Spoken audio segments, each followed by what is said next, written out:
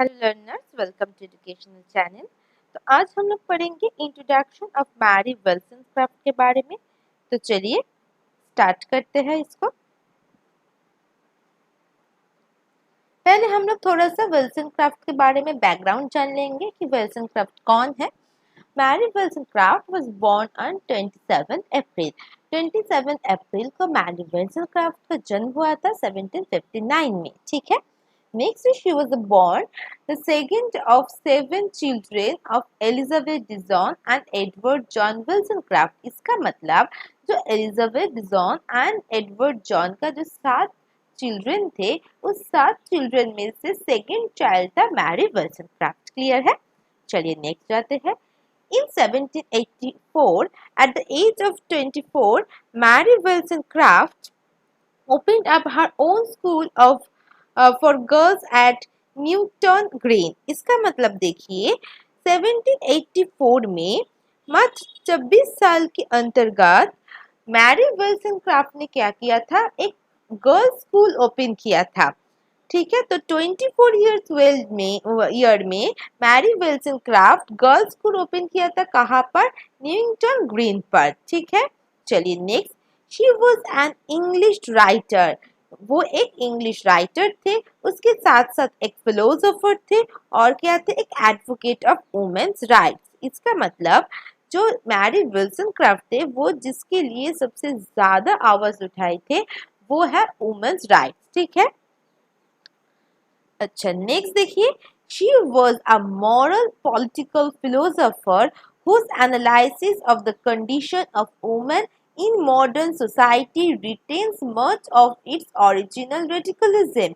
इसका मतलब क्या है?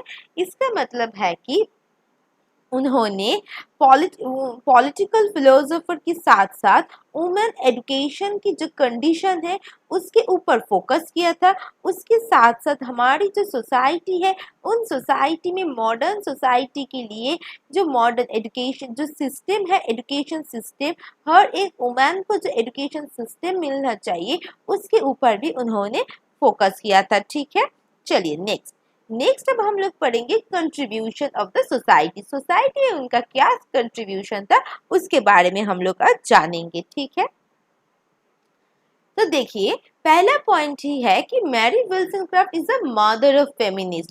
तो मदर ऑफ फेमिनिस्ट किसको कहा जाता है? Mary Wollstonecraft. अब आप लोग सोचेंगे कि फेमिनिस्ट का मतलब क्या है। फेमिनिस्ट है जो फिलोसोफर वुमेन के ऊपर ज्यादा बिलीव करते हैं, वुमेन के ऊपर ज्यादा फोकस करते हैं, उनकी राइट एंड अपॉर्चुनिटी के लिए उनके ऊपर ज्यादा फोकस किया जाता है, उसको हम फेमिनिस्ट कहते हैं। और मैरी विल्सनक्राफ्ट ने क्या किया था? वुमेन एजुकेशन के लिए, वुमेन की अपॉर्चुनिटी के लिए आवाज उठाई थी, इसीलिए उनको फेमिनिस्ट कहा जाता है। और देखिए यहाँ पर उनको मदर ऑफ फेमिनिस्ट कहा जाता है। ठीक है। हर philosophy based of liberal feminism, मतलब जो उनका एजुकेशन है, जो उनका फिलोसफी है, वो फिलोसफी बेस्ड है किसके ऊपर? लिबरल फेमिनिज्म के ऊपर। फेमिनिज्म की बहुत सारी टाइप्स होती है, जो लिबरल फेमिनिज्म है उसके ऊपर मैरी विल्सनक्राफ्ट का फिलोसफी बेस्ड है। देखिए इतना ज्यादा डिटेल्स में हमें पढ़ने की जरूरत नहीं है। फेमिनिज्म क्या है, कितना टाइप्स है फेमिनिज्म का, ये सारी चीज की ऊपर पढ़ना हमें जरूरत नहीं है। सिर्फ हमें मैरी विल्सनक्राफ्ट के बारे में पढ़ना होगा। आप लोग सिर्फ ये जान लीजिए कि मैरी विल्सनक्राफ्ट की जो फिलोसफी था वो लिबरल फेमिनिज्म के ऊपर बेस्ड था। ठीक है। नेक्स्ट देखिए। She emphasise on women education. ये हमें सभी पता है सबको कि उन्होंने सबसे ज्यादा जोर दिया था किसके ऊपर? वुमेन एजुकेशन के ऊपर। Women should strong mentally and physically. जो बहुत सुंदर बात उन्होंने कही थी कि हर एक महिलाओं को मेंटली एंड फिजिकली स्ट्रॉन्ग होना चाहिए। ठीक है। नेक्स्ट देखिए। वुमेन मस्ट इंडिपेंडेंट होना चाहिए, उसके साथ साथ वेल एजुकेटेड भी होना चाहिए। तो मेंटली फिजिकली स्ट्रांग होना चाहिए, इंडिपेंडेंट होना चाहिए, वेल एजुकेटेड होना चाहिए। रैशनल एंड इंडिपेंडेंट वुमेन, मतलब जो वुमेन, जो महिला रैशनल लॉजिकली सोचते हैं और इंडिपेंडेंट होते हैं, वो कैसा होती है? वो ऑब्जर्वेंट डॉटर होती है। मतलब उनकी जो माता पिता है, उनकी माता पिता को जाना जाता है उनकी नामों से। एफिशिएंट सिस्टर होती है, एक अच्छी सिस्टर के रूप में होती है। फेथफुल वाइफ होती है, वो वाइफ होगा तो फेथफुल होगा। नेक्स्ट क्या होगा, reasonable mother.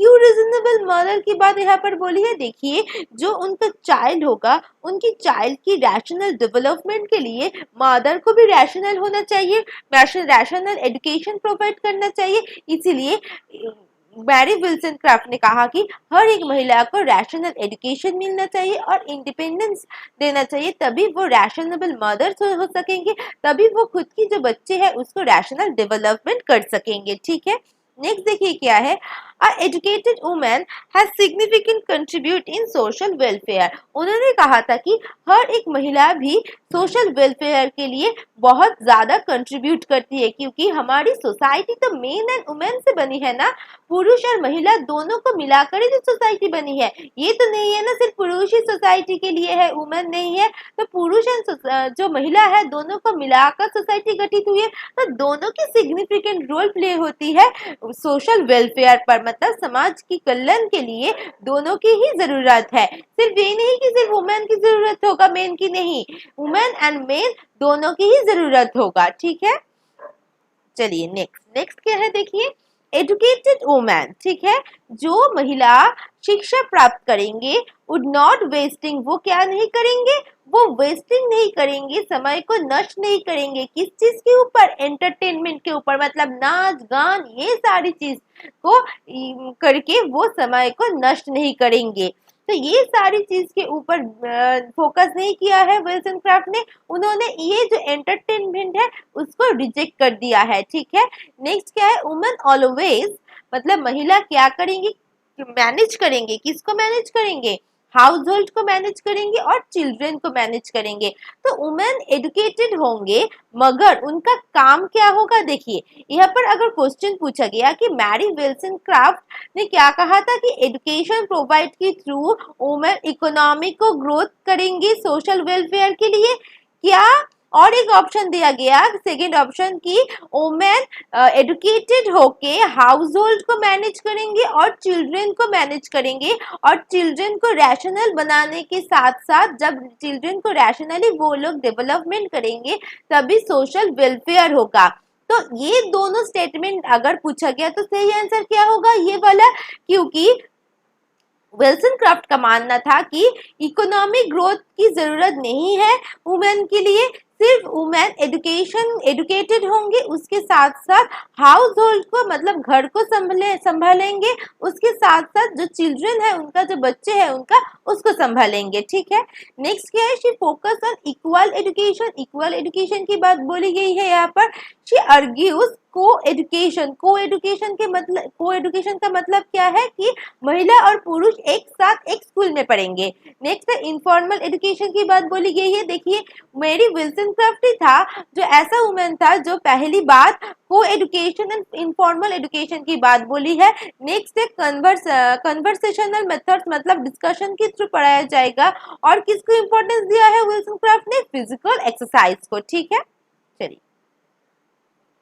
In her books she describe, वो क्या डिस्क्राइब किया था उनकी बुक्स में कि एवरफुल मैरिज, मतलब मैरिज की जो एवरफुलनेस है, जो भी एक भयानक कहानी है, उसको उन्होंने डिस्क्राइब किया था, जहां पर क्या था, जो महिला है वो हैप्पी नहीं है, इसको डिस्क्राइब किया था। देखिए 3 बुक्स लिखा है इसके ऊपर। फर्स्ट है thoughts of education of daughter, vindication of the rights of women, बहुत इंपॉर्टेंट है, इसके बारे में हम लोग पढ़ेंगे थोड़ी देर बाद। नेक्स्ट देखिए original stories from real life. ठीक है, ये 3 बुक्स उन्होंने लिखा था। नेक्स्ट देखिए शी रोट्स नोवेल, उन्होंने नोवेल्स भी लिखा था। कौन से, a travel narrative, a history of French revolution, a conduct book and a children's book. देखिए ये जो सारी बुक्स एंड नॉवेल्स है, इसको ध्यान में रखना क्योंकि इससे क्वेश्चन पूछा जाता है। ठीक है, चलिए नेक्स्ट है मैरी विल्सन क्राफ्ट को हम लोग थोड़ा सा डायग्राम के थ्रू समझ लेते हैं। उन्होंने वुमेन के बारे में क्या कहा था कि रैशनल एंड इंडिपेंडेंस होना चाहिए और एजुकेटेड होना चाहिए। ठीक है, इससे क्या होगा, वो सोसाइटी में कंट्रीब्यूट कर सकेंगे, क्योंकि सोशल वेलफेयर के लिए वुमेन एंड मेन दोनों की जरूरत होती है। इससे क्या होगा, ऑब्जर्वेंट डॉटर होगा, अफेक्टिव सिस्टर होगा, फेथफुल वाइफ होगा, रिजनेबल मदर होगा। ठीक है, नेक्स्ट देखिए एजुकेशन की बात क्या बोली है उन्होंने, इक्वल एजुकेशन की जरूरत है, समान रूप से सबको एजुकेशन प्रोवाइड किया जाएगा, को एजुकेशन होगा, इनफॉर्मल होगा, कन्वर्सेशन के थ्रू पढ़ाया जाएगा और फिजिकल एक्सरसाइज होगा। ठीक है, next Wollstonecraft advocates educating children into the emerging middle class ethos, self-discipline, honesty, frugality and social contentment। देखिए यहाँ पर क्या बोला है उन्होंने कि जो एजुकेशन प्रोवाइड किया जाएगा वो सेल्फ डिसिप्लिन के थ्रू प्रोवाइड किया जाएगा, ऑनेस्टी के साथ प्रोवाइड किया जाएगा, फ्रिगलिटी, फ्रिगलिटी का मतलब क्या, देखिए सेल्फ डिसिप्लिन एंड ऑनेस्टी का मतलब आप लोगों को पता है, मतलब फ्रिगलिटी का मतलब क्या है, संयम, संयम के साथ यहाँ पर एजुकेशन प्रोवाइड किया जाएगा, सोशल कंटेनमेंट मतलब यहाँ पर सहयोग के साथ, मतलब कोऑर्डिनेशन, यूनिटी एंड हार्मोनी के साथ यहाँ पर एजुकेशन की प्रोवाइड करने की बात कही है उन्होंने। नेक्स्ट है शी ऑल्सो एम्फसाइज, उन्होंने और बहुत सारी चीजों के ऊपर एम्फसाइज किया, जैसे कि देखिए जो भी टीचिंग प्रोवाइड किया जाएगा वो कैसा होगा, रीजनेबल होगा, रिलेवेंट होगा, इंटेलेक्चुअल एंड डिबेट के साथ यहाँ पर एजुकेशन को प्रोवाइड किया जाएगा। नेक्स्ट देखिए उन्होंने चिल्ड्रेंस के ऊपर 2 बुक लिखी थी, तो चिल्ड्रेंस के ऊपर कौन से 2 बुक लिखी थी, कौन से बुक को ट्रांसलेट की थी उन्होंने, बुक नहीं, उन्होंने 2 बुक को ट्रांसलेट की थी, कौन सी वो है, देखिए देख लेते हैं, मैरिया गिटरडिया, बंदी वर्कंदा, कैम्बॉन्स, योंग ग्रैंडिसन एंड क्रिस्टियन। तो बहुत मुश्किल नाम है मगर आप लोगों को याद रखना होगा क्योंकि इससे क्वेश्चन पूछा जाता है। नेक्स्ट देखिए गॉथिव स्कैल्समैन एलिमेंट्स ऑफ मॉरलिटी, ये जो दो बुक है वो चिल्ड्रन के ऊपर है, वो उन्होंने क्या किया था, ट्रांसलेट किया था। चलिए नेक्स्ट क्या है, Wollstonecraft is the best is known for a vindication of rights of women। तो उन्होंने उनको जो चीज के लिए जाना जाता है वो है vindication of rights of women। तो हमें जानना होगा कि vindication of rights of women क्या है, in which she argues that women are not naturally inferior to men, मतलब ये नहीं है कि पहले से ही वुमेन मेन से पीछा है, मतलब पीछे रहते हैं, वुमेन इंफेरिटी से भूखता है, ये सारी चीज नहीं है, क्योंकि वुमेन को, महिलाओं को एजुकेशन प्रोवाइड नहीं किया जाता, इसीलिए मैन से वुमेन क्या है, पीछा है। ठीक है, She suggests that both men and women should be treated as rational being। उन्होंने क्या कहा कि देखिए मैन एंड वुमेन दोनों ही तो रैशनल बीइंग है सोसाइटी का, तो दोनों को ही एजुकेशन मिलना चाहिए। अगर वुमेन मेन से पीछे रहते हैं तो इसका मतलब यही है कि उनको एजुकेशन प्रोवाइड नहीं किया जाता, उनको एक बाउंड्री में रखा जाता है, इसीलिए वो मेन से पीछे रहते हैं, इसीलिए उन दोनों को ही एजुकेशन प्रोवाइड करना चाहिए। तो यही देखिए बहुत एक लॉजिकल वे में उन्होंने ये बात कही थी। Next she also maintains that schooling should be coeducational, मतलब जो स्कूल होगा वो क्या होगा, बॉयज एंड गर्ल्स को दोनों को मिलाकर स्कूल होना चाहिए, नहीं कि सिर्फ बॉयज स्कूल होगा सिर्फ गर्ल्स स्कूल होगा, दोनों को एक साथ पढ़ाया जाए क्योंकि दोनों ही इक्वल है, इसके ऊपर उन्होंने फोकस किया था।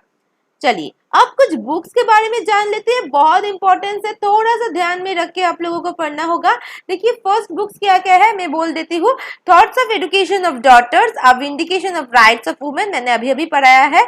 अब देखिए अब विंडिकेशन राइट्स ऑफ मैन, एक वुमेन है और एक मैन है, तो सबसे ज्यादा जाना जाता है वुमेन की जो बुक है इसकी वजह से, इसका मतलब ही हम लोग समझेंगे। ठीक है, राइट्स ऑफ मैन का। चलिए next, original stories from real life, a love letters of Mary Wollstonecraft to Gilbert Imlay. Next देखिए उनका जो 2 बच्चा था मेरी एंड मैरी, उसके ऊपर उन्होंने 2 बुक लिखी थी, the wrong of women, the wrong और Mary the wrong of women and Mary a friction, इसके बारे में भी वो बुक लिखी थी। ठीक है, चलिए नेक्स्ट हम लोग देखेंगे कि vindication of rights of women का मतलब क्या है। देखिए उन्होंने कहा कि अटैक्स द एरिस्टोक्रेसी एंड एडवोकेटिव रिपब्लिकिज्म, मतलब जो हमारी देश डेमोक्रेसी है उसके ऊपर मेन को ध्यान देना होगा और एरिस्टोक्रेसी भी करना होगा। ठीक है, इसके ऊपर उन्होंने फोकस किया था। अच्छा देखिए राइट्स ऑफ वुमेन के बाद तो हम लोग ऑलरेडी स्टडी कर चुके हैं कि एजुकेशन देना होगा, क्योंकि एजुकेशन ही एक ऐसा अस्त्र है जिसके थ्रू सोसाइटी से वुमेन की जो पोजीशन है वो ऊपर आ सकती है। तो इसीलिए उन्होंने जो वुमेन की पोजीशन है उसके ऊपर उन्होंने फोकस किया था, ठीक है। और क्यों वुमेन की एजुकेशन जरूरी है? क्योंकि वुमेन की एजुकेशन से ही नेशन की जो वेलफेयर है, जो नेशन की जो सोशल वेलफेयर है वो पूरा हो सकता है। इसीलिए उन्होंने वुमेन की एजुकेशन के ऊपर ज्यादा जोर दिया है, ठीक है। अच्छा यहाँ पर देखिए और एक बात मैं बोल देती हूँ, ये जो एरिस्टोक्रेसी है, इस एरिस्टोक्रेसी का मतलब ही है कि नोबिलिटी आना। तो देखिए अगर हम लोग नोबिलिटी को लेकर आएंगे, जब हम लोग रिपब्लिक की सिटी को लेकर आएंगे, इसके लिए जिसके ऊपर ज्यादा एम्फोसाइज किया जाता है वो है मेन, ठीक है। चलिए नेक्स्ट हम लोग कुछ डायग्राम के थ्रू पूरी की पूरी जो कंसेप्ट है उसको समझ लेते हैं। जो चाइल्ड एजुकेशन होगा वो सेल्फ डिसिप्लिन होगा। अगर आप लोग सिर्फ इस डायग्राम को भी याद रखेंगे तो भी आप लोगों का जो पूरा कंसेप्ट है वो याद हो जाएगा, इसीलिए मैं डायग्राम की यूज करती हूँ। देखिए इतना सारा कंसेप्ट है, याद रखना मुश्किल हो जाती है। अगर आप लोग डायग्राम को देख कर पढ़ेंगे तो आपकी जो कंसेप्ट है वो पूरी की पूरी क्लियर हो जाएगा, ठीक है। चलिए नेक्स्ट देखिए, जो पहले तो चाइल्ड एजुकेशन, चाइल्ड एजुकेशन कैसे होगा? टीचिंग मेथड के साथ होगा। तो दोनों को एक साथ देखेंगे। चाइल्ड एजुकेशन सेल्फ डिसिप्लिन के साथ होगा, ऑनेस्टी, फ्रुगलिटी एंड सोशल कंटेनमेंट। और इन सारी चीजों का मीनिंग मैंने बता दिया है। और चाइल्ड एजुकेशन कौन से टीचिंग मेथोडोलॉजी के थ्रू होगा? रीजनिंग के थ्रू होगा, डिबेट के थ्रू होगा और इंटेलेक्चुअल वर्क के थ्रू होगा, ठीक है। और उसको जाना जाता है किसके through? Vindication of rights of women के थ्रू जाना जाता है। उनका जो सबसे ज्यादा नाम प्रचार हुआ था इसकी वजह से ही, मतलब vindication of rights of women की वजह से प्रचार हुआ था। तो इसका मतलब क्या है? वुमेन को एडुकेटेड होना चाहिए और उनकी जो पोजीशन है उस पोजीशन से ऊपर आना चाहिए, मतलब इंप्रूवमेंट होना चाहिए। क्यों? नेशनल डेवलपमेंट के लिए। नेशनल डेवलपमेंट कैसे होगा वुमेन के थ्रू? क्योंकि जब वुमेन खुद के हस्बैंड के साथ कंपेंसेशन करेंगे, मतलब डिसीजन में साथ में काम करेंगे, हर एक काम साथ साथ करेंगे, तब नेशनल डेवलपमेंट होगा। और चाइल्ड को एडुकेटेड करने में, रैशनली डेवलपमेंट करने में भी वुमेन की सहायता की जरूरत है, इसीलिए वुमेन एजुकेशन की भी जरूरत होगा। और vindication of rights of men का मतलब क्या? Attracts of the aristocracy and republicanism, मतलब हमारी जो देश की जो रिपब्लिसिटी है, जो भी डेमोक्रेसी है, इन सारी चीजों के लिए मेन की जो रिस्पॉन्सिबिलिटी है वो बहुत ज्यादा जरूरी है, ठीक है। तो चलिए लर्नर्स, यहीं पर खत्म होता है मैरी विल्सन क्राफ्ट।